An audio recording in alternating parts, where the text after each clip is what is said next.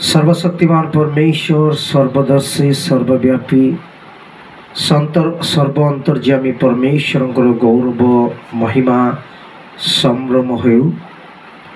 आज प्रभात रे ईश्वर उपरे निर्भर करुथिबा लोकमानक उपरे ईश्वर आशीर्वाद अच्छी बोली आमे विश्वास करूँ।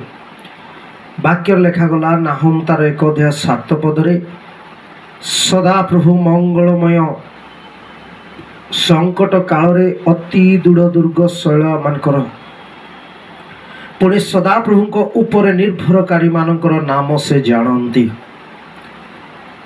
प्रभात रे जदि आमे ईश्वर निकटवर्ती हो आ प्रभु जेसु को आमे कहू आमे तुम ऊपर निर्भर करुछ।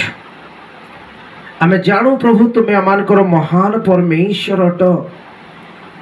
प्रतिकूल परिस्थिति बेले तुमे आमानकर दृढ़ दुर्ग अट। एहा जदि आमे मुखर स्वीकार करू से पवित्र परमेश्वर आमान को आशीर्वाद करिबे, अनुग्रह करिबे, दया करिबे, पुणे आमान को आत्मिक आशीर्वाद करने अपेक्षा करुछंदी। यदि आपण माने द्वितीय सामुएल तार 22 अध्याय 29 पद पढ़िबे, एठारे ईश्वरंकर वाक्य लेखा गला, lord are my lamp, the lord turn my darkness into light.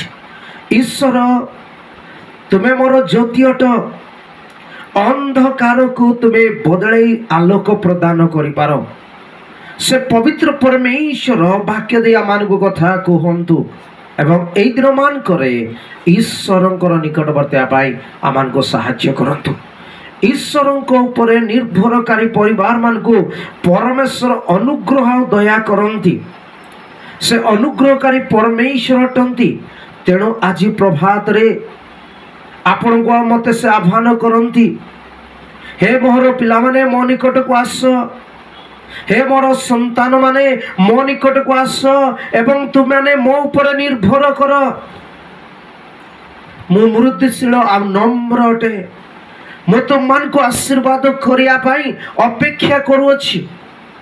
प्रिय ईश्वर को लोक माने ईश्वर ऊपर निर्भर करुवा लोक मान को पाई परमेश्वर स्वर्गरु अग्नि रे उल्ले आसले।